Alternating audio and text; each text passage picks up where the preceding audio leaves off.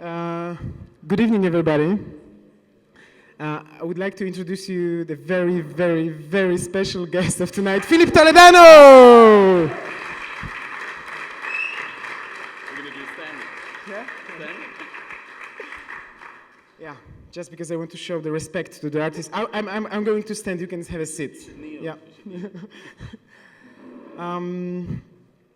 So, just because the Toledano's work maybe is always about future, I want to go a little bit to the past and want to start with the day. Oh, what an echo! Is it okay? The sound? Sexy. Okay. So there was a moment in 2010 when I've seen the first work of Phil's Days with My Father. It was the most touching exhibition I ever seen, and together with Peggy Sue Emison, a curator from Ireland, we decided to include this work into the collective exhibition about love. In 2010, we made the European tour of the exhibition called All My Lovin', about relationships and love. And then we decided to include Phil's project Days with My Father. We didn't expect this kind of booming artist coming from New York to Poland with his golden shoes, with amazing sense of humor. We couldn't relate this super sensitive, touching, and important body of work about mortality. And then we finally met Phil with his amazing positive energy and very optimistic way of living. And yeah, so that was when we met, 2010. And then I was kind of observing the entire career of Philippe Toledano. We're going into the direction of very self-focused projects in a direct and indirect way. So this year in Hamburg, we decided to make the retrospective exhibition of Phil's work, just to present how all the projects are working together. It's a one story about, for me, it's more about humanity, and it's using himself, using our own family to tell the story about humanity nowadays. So yeah, I want to start with the very beginning, because I think it was like the very breaking point in the Phil's work. It was Days with My Father. It was the very first time I've seen people crying in the exhibition. I mean, you know that the movie and the film has a lot of impact on people, the music as well. But before that, I never seen people crying in the exhibition hall. That was the first time. So I think the power of Philip's work is it's the honesty. It's the work is so direct itself that it touches people. So yeah, I would like that Phil directly will explain 3 bodies of work that are related together: Days with My Father, New Kind of Beauty, and then Maybe in the end. And then I want to stop with this work and discuss more the idea of future. The floor is yours. Oh, thank you. Thank you. Yes. So I think it's safe to say that for me, as an artist, everything changed in 2005 when my mother died very suddenly, and I started taking care of my father. I'd always made, and it's interesting because the Hamburg show, I think that sometimes you make work, but you're not sure why you're making it until many years later. So when I look back on some of the earlier projects I did 5 or 10 years ago, I see that I was very much talking about myself, but in a way that I didn't even know I was doing. So Days with My Father was different because I was for the first time showing my heart to the world in a very exposed and raw way.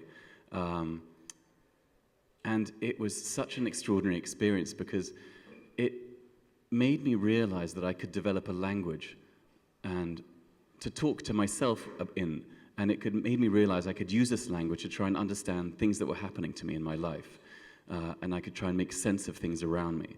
So, with Days with My Father, I don't know if you guys know the story, but my mum died very suddenly in 2005, and I found myself taking care of my dad, who had dementia. He had no short-term memory. So he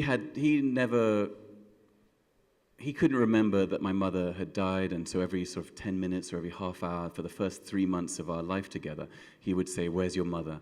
And I would say, "Don't you remember? I took you to the hospital. We went to her funeral. She died." And then he would say, "What are you talking about?" And this would happen over and over again every day, dozens of times a day. And after a while, it was too much for me to bear, to be telling my father that his wife had died over and over again, to be inflicting that pain. So I decided I would make up this story, and that story was that my mother was in Paris taking care of her brother, who was sick. And it was this fantasy that we lived in for 3 years. So I started taking photographs of my father and I and our life together. And like Krzysztof said earlier, it's not a project about aging, and it's not a project about death or dementia. It's a project about love, and how much I love my father, and how much he loved me. And it's funny, because he died in 2009, but no matter when I talk about this, I think that the emotion is buried deeply, but then the moment I talk about it, I realize it's right under the topsoil, and it's incredibly emotional for me to talk about it, especially look at these pictures of my dad. So, this is a pic. My father, he participated in this fantasy, this idea that my mother was in Paris taking care of her brother. But I think that deep down in his heart, he knew exactly what was happening. And he would leave these messages around the house that he would write to himself. And he would often write them at night. So when I would come in the morning to see him, I'd find these little notes of paper scattered around the house. And this one, it says, "Where's Hélène?" which was my mom. "Where's Philip?" "Where's Ralph?" which was his brother. And then, "Where's everybody?"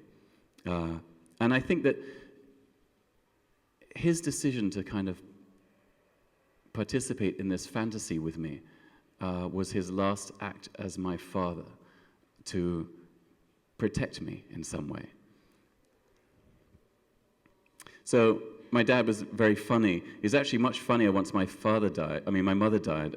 I think that when I was born, my dad decided that he was going to be a father, and being a father for him, I think, meant not being so funny. But he was always quite funny. But then the moment my mum died, he was he would talk about boobs, for instance, which, the first time I heard my father mention the word breasts, I had a seizure, because he'd never said that word in my entire life. So we joked around a lot. The work is a lot about, it reflects life. And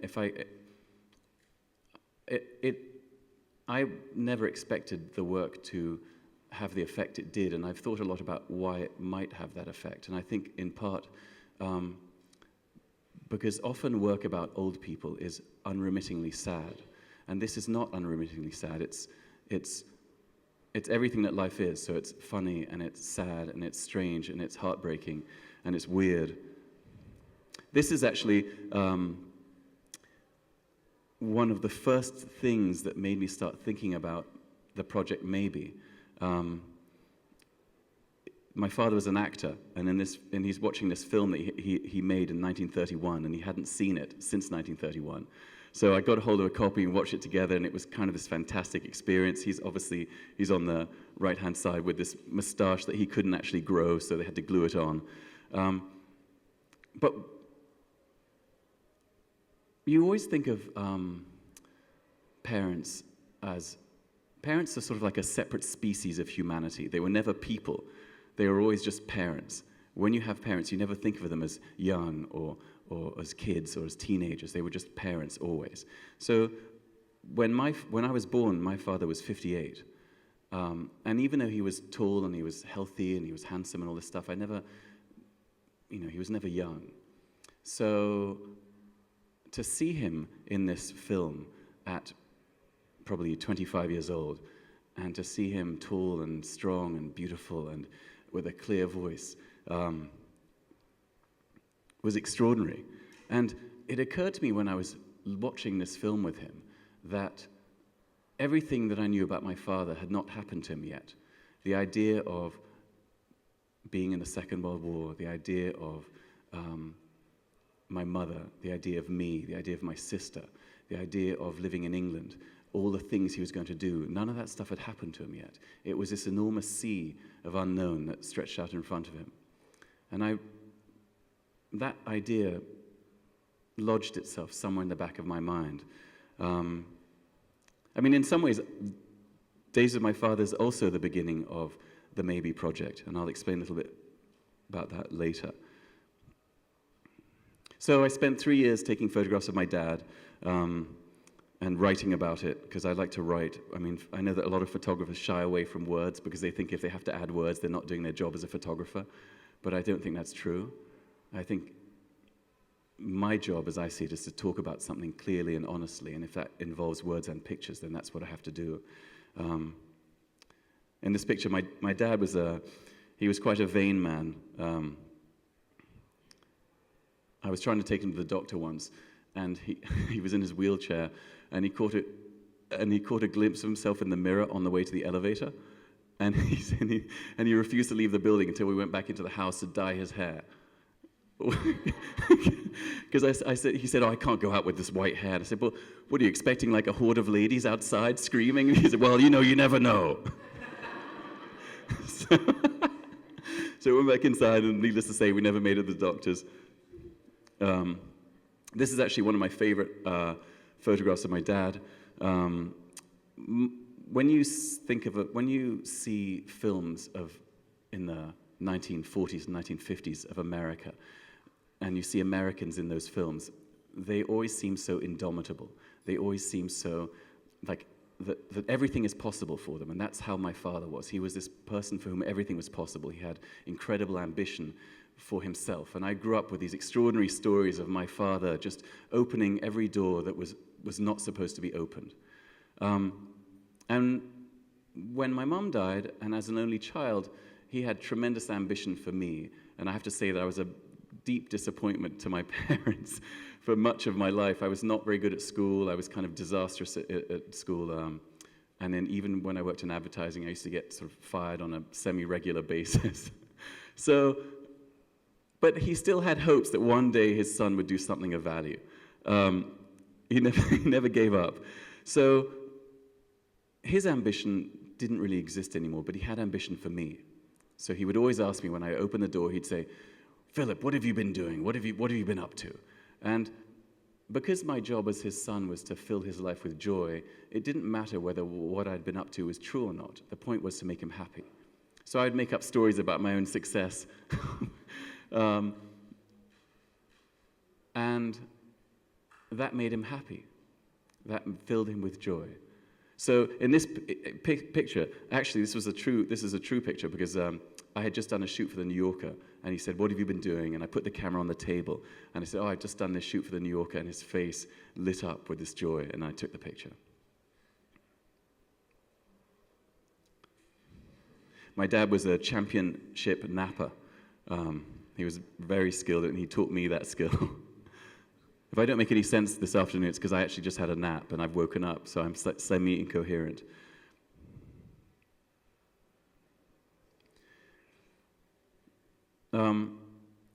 So my dad was an artist, and I grew up with him making art, and talking about art, and going to his gallery shows, and he really, this was a real honor and a joy as a kid, but he really involved me in his art process. He would always talk to me about the stuff he was making. He'd show me sketches. I would make suggestions.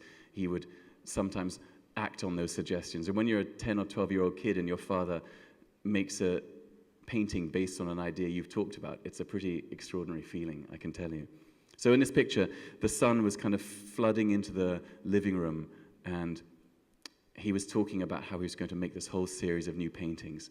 And I knew he wouldn't do it, but it was lovely to live within that fantasy for a few minutes and imagine that he would. So, I always work on a lot of different projects at once because I've got a terrible attention span, and also I think that it's sort of like a hall of mirrors. Every project reflects off the other project. So at the same time as I was taking photographs of my dad, I was also doing this project. And in some ways, this work is the beta version, the 1.0 version of the Maybe project. Because a magazine asked me to go and shoot a portrait of this man, and when I saw him, I was totally struck with how he looked. And I became fascinated with this idea of plastic surgery. And of course, it occurred to me that what is plastic surgery? It's the denial of death. It's the pushing away of aging and mortality. And that was exactly the opposite of what I was doing with my father. With my father, I was waiting for him to die. So with my father, I was thinking about mortality constantly. And so with this plastic surgery project, I became really interested in the idea of rejecting mortality. So I started taking pictures of people who'd recreated themselves through plastic surgery. And as I did the project, I became interested in a lot of other things about plastic surgery. But really, in this work, I'm talking about myself. But I don't have the courage to talk about myself, if that makes sense. So I'm here, but I'm not visible to anyone. Only I know that I'm in this project. So I spent a year or two taking pictures of these kinds of people. And then I eventually got to Maybe. So, as I said earlier, that photograph of that film with my father got me sort of thinking about my own future. But I think what really, the genesis of Maybe is this, that I've been very, very lucky. I've led such an incredibly lucky life. I've been given everything that you could be given as a child. My parents loved me so much, and every opportunity was afforded to me.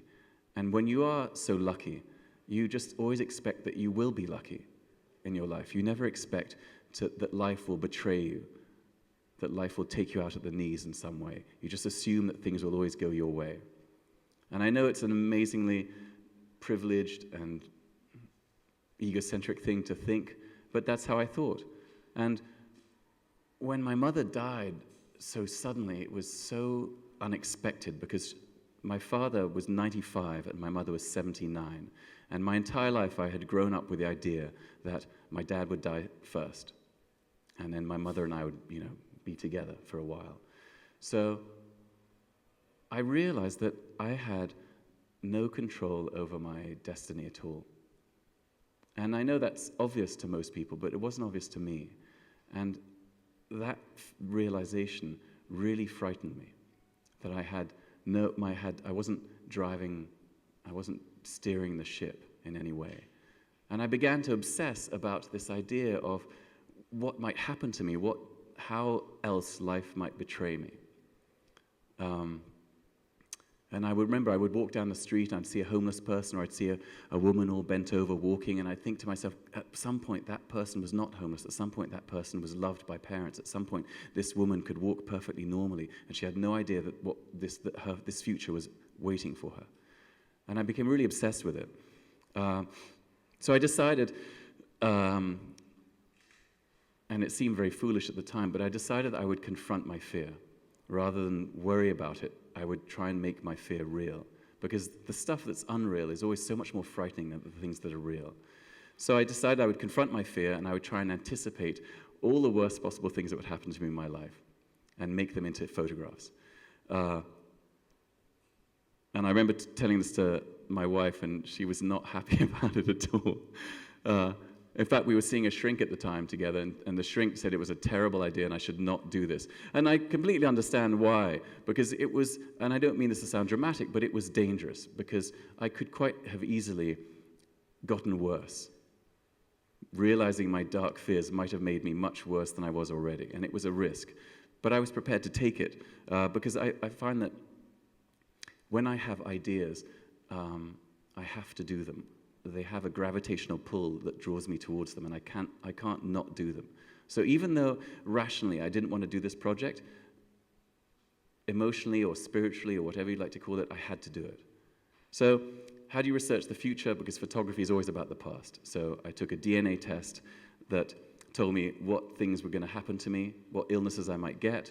And then I spoke to fortune tellers and tarot card readers and psychics, and I was hypnotized. And then I also looked at the things that frightened me the most within myself, the things I was most afraid of.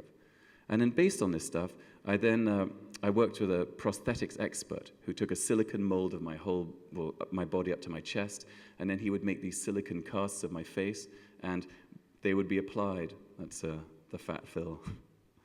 Everyone loves Fat Phil. So this is a sort of a sequence of me becoming a version of myself. So this would take 4 or 5 hours. I would sit there and make up, and it was a totally miserable, unpleasant experience. Oh, I should also mention I had to take acting lessons. I mean, every single thing about this project I hated, completely and utterly. I hated there wasn't, I mean, I certainly had some laughs when I was doing it, but I just generally despised the whole thing. I didn't like sitting down for 5 hours and having makeup put on. I didn't like being on the other side of the camera. I didn't like having people take the pictures. I didn't like how much it cost. I didn't like how hard it was to make the shot. Everything was miserable. This is in my studio.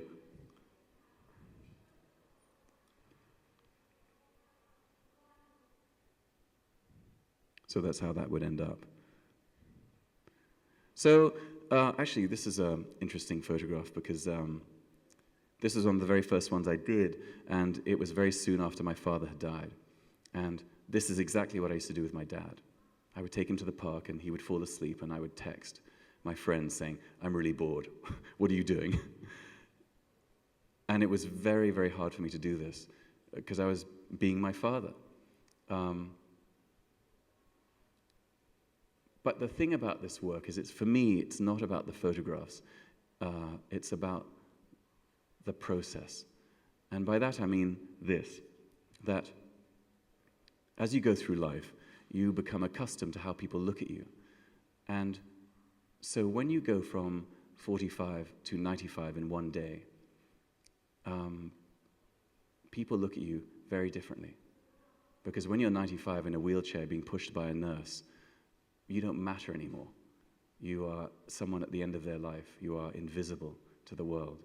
And to feel people looking at me or not looking at me because I don't register on their sonar, on their radar anymore, was extraordinary for me. To feel like I was refuse because I was an old person who didn't count was extraordinary. And that's the thing about this project that was amazing for me, was to feel the way the world looked at me differently every time I was in a different kind of character. And I can't say I know what it's like to be 95 or obese or to have a stroke, but I can say that I have a small, tiny inkling of a feeling of what it must feel like when the world looks at you in that way.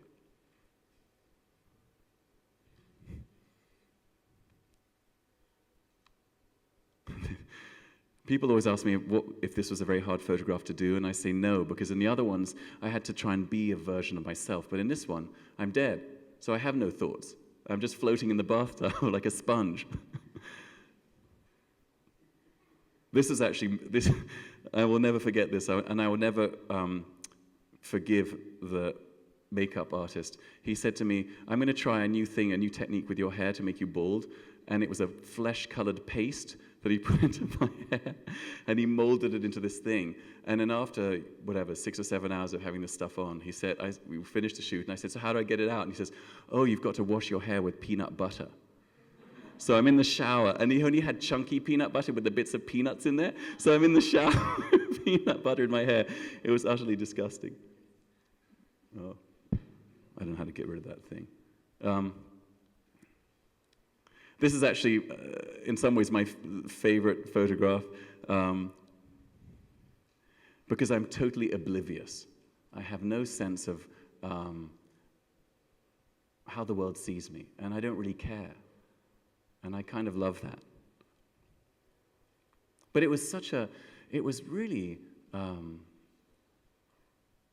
it was kind of beautiful to let go of vanity and in this work, and to not think about how I looked or how people looked at me in that way. So when I did this shot, it was at my studio, and I'd hired all these extras to be, nightclub people. When they arrived, they saw me as this character, and that was okay. I was okay with that. You're going to get rid of that. Thank you.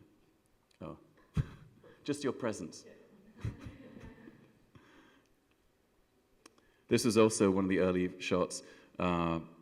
This was just great because it turned into this kind of circus, because we were doing it on the street and everyone thought it was real. So all these people were holding up their iPhones and go, "Who is that guy?" And they were taking pictures, and it kind of actually really helped me with the acting part of it.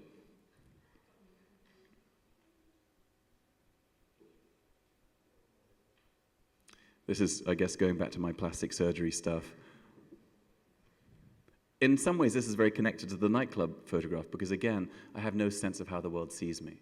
I look in the mirror and I see that I think I look great, but I look slightly unusual, shall we say. It's interesting because at the beginning of the project, I thought I was going to do all the good and bad things that would happen to me. It wasn't so clear-cut that it was just going to be life's dark, sharp turns. And so I tried to do some happy pictures, and they were just totally shit. They were terrible pictures. And because Carla had said to me, "Why do you always have to make everything so sad? Why can't you have a happy picture?" So I did this photograph where I found an actress who would be like Carla, my wife, when she was 60, and then I had a young woman to play my daughter when she was like 23. And it was very weird trying to pretend they were my family. And we did this picture, and it was just a terrible picture. And I really thought about why were the happy pictures so bad? And it occurred to me that I'm not afraid of great things happening to me. I'm quite happy when great things happen to me. I'm afraid of the dark things. So that's why it's all, and there's no family in these pictures, because obviously that's another fear, is the idea of loneliness. So that's it for maybe. So if you guys have questions, I think Krzysztof's going to ask some questions. God, I'm sweating like a bastard.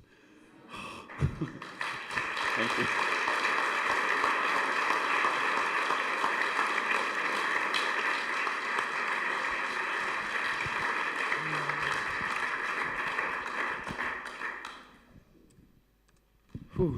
I think I've been listening to this presentation for 5 times or... There were some new bits in there. Yeah, every time new jokes, and every time I have a goosebumps, really, honestly.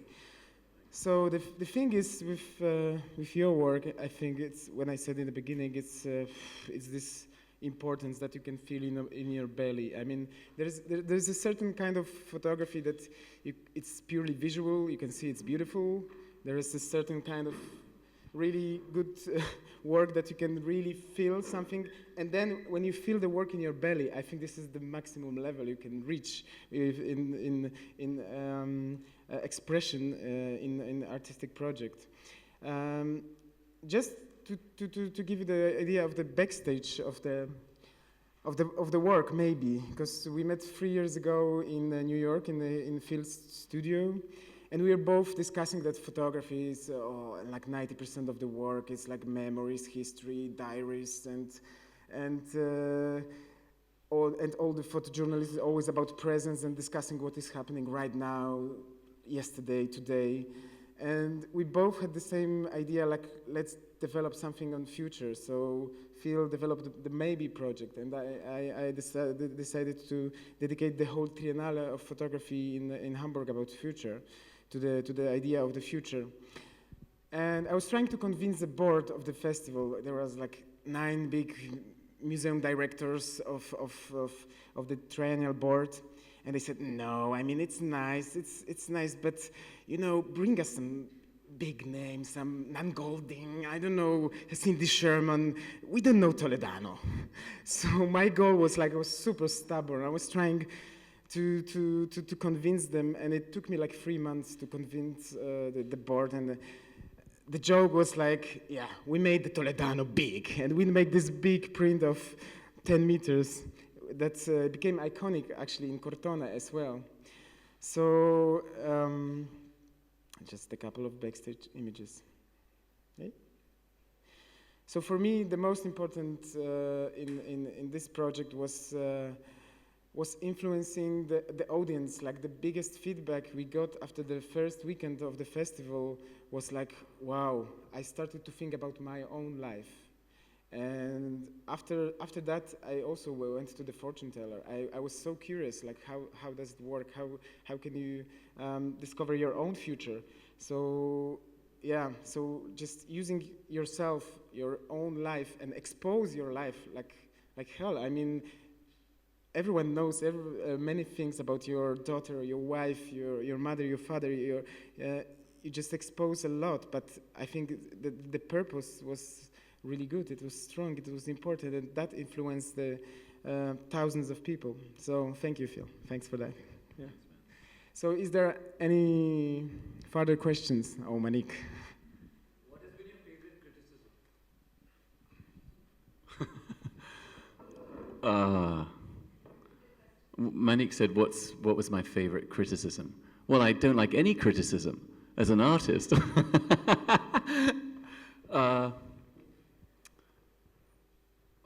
I don't know. Well, I mean, I guess one thing that people have said in particular about the Maybe project is that some of the scenarios seem unlikely. And my answer to that is that in life, nothing is unlikely at all, ever. And the example I give is this, that one of my best friends from university, he went to Eton College in England, one of the best schools in the country, went to university in the States, was writing, had an agent, CAA, the best agent in Hollywood, living in LA, writing movies. And then a few years ago, actually, just before I started doing Maybe, his life fell apart. And then he wound up driving an ambulance in Los Angeles. And I said to him a year ago, and now he's getting better and things are good, but he got divorced, his life collapsed. And I said to him, Tom, do you think if I told you 3 years ago when we were talking that you would be driving an ambulance in Los Angeles now, you would have said that wasn't true, that you would have said that was ridiculous. And so it happened. And so my point is that no matter how ridiculous, it's possible. So that's, I guess, the criticism of Maybe, because people look at me and they assume, like everyone assumes, that my life will follow a particular trajectory, but it may not. The one, I mean, I don't know, I'm not sure how to answer that. I mean, that's the one that's been asked of me the most, is, come on now, some of these seem ridiculous, or some of these seem unlikely. Are you talking about like real, like someone's written a... Well, I can't really remember it very clearly, but there was one for the London Times that just talked about me in glowing terms, and I loved that. So, that's all I could say. Anyone else? Please feel free to ask anything. I mean, I think that since I've put my life on display, you shouldn't feel awkward about asking me anything at all. Pia, yes. It's going to be embarrassing, isn't it? Hey. What would you answer now to those who didn't want you to go through this? To the people who didn't want me to go through this? Like you've been into your deepest fears, in a sense. So did you come back from there, or? Yeah, well, no, it's. I'll tell you. This beautiful thing happened to me in the very last sort of 6 months of doing this project, when I realized that I felt lighter, that I didn't weigh as much as I used to, spiritually. And I realized that something had happened to me over the course of doing this work. So, yes, I feel so much. I don't want to say healed, because then I'm going to sound like I'm on the Oprah Winfrey show, but I'm going to get all American and start crying. I'm not afraid anymore. And I'm so happy that I'm not afraid anymore. I'm so happy that when I walk down the street, I don't think the dark things I used to think anymore. So it worked. And I didn't know if it would work, I mean, now I was talking to Carla about it, and she said I should trademark this method as a special method, as the therapeutic method. People should come and see me. They'll get into makeup for 5 hours. They'll walk around as a version of themselves, and then they'll feel better. Because it's true, like I said earlier, it's the stuff that you can't see that's the most frightening. But when you look at yourself in the mirror and you can see it, it becomes less frightening. So it was worth it for me. And and because I'm lazy, I'm just glad I don't have to do it anymore. Yes. So what kind of things were threatening? Well, what? What kind of things were threatening? Were threatening? Well, I mean, all the stuff that you see. I mean, I can tell you the things that were the most frightening for me. And this is going to sound weird, but the photographs where I'm in an office. Not because offices are necessarily terrifying, but because if I'm in an office, it would mean that I'd failed as an artist, that I had not succeeded, that I had to be. When I used to work in advertising, there were always people that, there were people, men or women in their 50s or their 60s, who were they were sort of freelance people, temporary workers who would be there answering phones. And I'd always wonder what happened to their life that they were 65 years old and answering phones in an office on a temporary basis. So, yeah, I mean, this is actually very close to what used to happen to me when I used to get fired. So, this is supposed to be an office birthday party, which no one, I think, gets, but that, to me, is one of the saddest things in the world, is an office birthday party. There's nothing sadder than that. I think that's actually the very last picture I ever took for this project. So that's the thing that frightens me the most, because it means I failed in what I really want to do and what matters to me the most. What matters to me most is being an artist. And if I end up like this, I wasn't good enough. How what? No, there's plenty of health stuff. I mean, there's the obesity, there's the heart disease, the stroke. That was actually, those are the two main things that came up on my DNA test, was obesity and heart disease. Everything else was, that was the thing I was actually most terrified by, because the fortune tellers you can discount as, oh, that's just bullshit. They don't.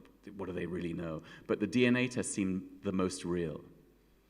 So I was quite relieved to see there weren't a lot of terrible things on that. Anyone else? Yes, sir. All those up-and-comers. I think they're going to have a career, those guys.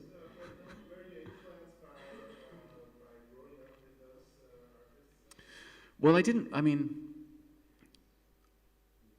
have to say no. And that may be totally delusional, but I'm not really very inspired by photography, and that's probably so sacrilegious to say to the photography festival. Ariana's going to ask me to leave in a minute. She's going, photography, shit. No, but I get, I love photography. She's come back in, hi. It's like your mother catching you watching pornography.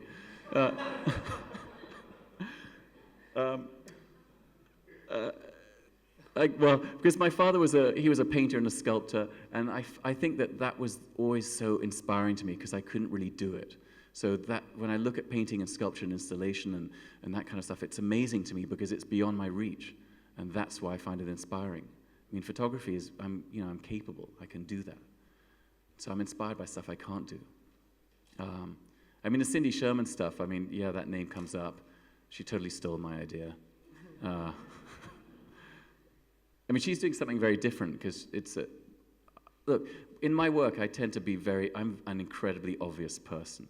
I talk about very obvious things. I'm not very clever in that way. I talk about all the stuff that's in front of us, fear of mortality or death or your parents or love or children. It's all incredibly obvious. I'm not very crafty that way. I'm not sure why I went off on that tangent.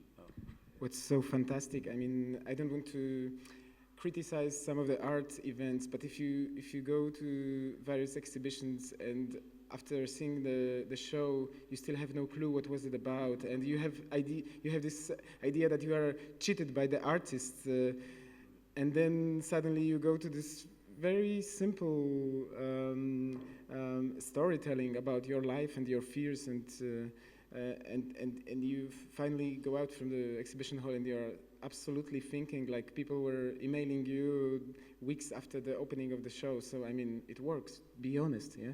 Be yourself. Well, thank you. Thank you so much. It's funny because I remember very clearly having a conversation with my dad when I was 12 or 14, and he said, "What do you want to do?" And I said, "I want to be an artist." And it took me a long time to find the courage to be an artist. But he said, "What kind of art?" And I said, "I'd like to make art that does something." And because I think that most art doesn't, and I include most of my own work in that phrase. It's interesting and it's revelatory, but Days with My Father taught me something extraordinarily important, Days with My Father was useful. And I didn't mean it for it to be useful. I wasn't that smart. I didn't set out to try and make something useful, but it was to people. And that was such an incredible honor for me. So if I die tomorrow, I've done one thing that's worthwhile. But that makes me want to make work that's useful to people. You know, if you can question yourself, or if you can learn something about yourself, then that's art that functions properly. Yeah, sorry, I was going off on a whole tangent. Are you at the end of a cycle, and if you are, what next? It's a very good question. It's totally and utterly terrifying. Yeah, I think this, that yes, I'm probably at the end of a cycle, because I think that when your parents die, they leave you with unopened boxes, metaphorically, that you can choose to open or not. And so when my parents died, I chose to think about my father, and my mother. I chose to think about my sister who died when I was a kid. I chose to think about mortality. And I mean, this is a sort of a very dark joke, but I don't have any more tragedies to talk about. I don't have any. I mean, I had a dog that died last year, so I could talk about that. And it's terrifying, because I think you're right. I think I'm at the end of a very personal cycle. But I am about to start something new. And I said to myself, because actually my wife said to me, "Can you just stop talking about yourself for a while?" And I said, "Why? It's so fascinating." And so I am going to do this new project. Is kind of about me, but I'm talking about the art world in general. But it's terrifying, because I don't know what's ahead. And maybe I'm finished. Maybe that's it. Maybe I'll be working in an office in a year's time. Oh, manic, yes. Last question. So you say that you're not crafty at all. So what is your photographic fantasy? I don't know what does that mean? I have no idea what that means. My photographic fantasy, but I don't do any more work, and someone else does all the work for me, and they just send me checks. I don't. Well, you mean as an artist? What's my dream as an artist? Well, I mean, my dream as an artist is that I just make work that matters to me, first of all, and then to other people, secondly. But I continue to do that for the next 20 or 30 years, and I continue to have good ideas all the time. It's funny, I think about that all the time, actually, because I think about, like, David Bowie, for instance. What happened after, he got to Let's Dance in 1985, and then everything was shit. What happened? And I think about that all the time, like, what makes an artist stop being good suddenly? What happens to that flow of ideas? Why do they stop coming? So for me, that's a big terror. Maybe that's my next project. I mean, people always say, "Where do your ideas come from?" And I've got no bloody idea. I've got no clue. But it's terrifying to not know where they're from. I mean, it would be great if I knew it came from a store down the street and I could just go there and get some ideas, then come home and work on them. Was that an answer? No, it wasn't an answer. So are you afraid that the next project has to be really like with the strong importance, like everything that Toledano will sell now? It's like a symbolic thing. Well, I'm not sure that I've become Toledano in all capital letters yet. I think I'm still small letters Toledano. But I think that as your name, when your name transforms into all caps, when your name becomes giant font size, I think that I feel, and I'm not, this is going to sound weird, but I certainly feel more aware of people looking at me now than before. So, yeah, I mean, part of me thinks, like the thing I'm going to work on next, I don't think is particularly deep in a way.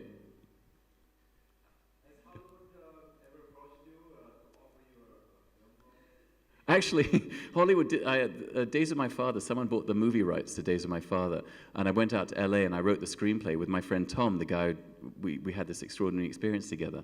And it was such a hilarious LA Hollywood experience where, you know, you have these meetings with producers and they're saying, oh, you're going to be famous, this is going to be huge. And then a month later, they never call you again. So that's what happened. That was my Hollywood experience, is that, you know, no one's ever approached me to be an actor. I think I'd be a terrible actor, to be honest. You believe in me? You wanna talk after you can have a discussion? Oh, yeah. So since you overcame all your fears, and some of you feel very well that his strength is also fantasies, would it be great to make some work about your fantasies? Yeah, Well, actually, I've always been obsessed with space travel as a kid, and astronomy and planets, and I think in part that had a lot to do with my sister, and when she died, that's kind of where I sort of took refuge. And I always wanted to be an astronaut, but I'm totally shit at mathematics and science, and I'm completely blind, and so all those qualities do not make good astronauts. You've got to be good at that stuff to be a good astronaut.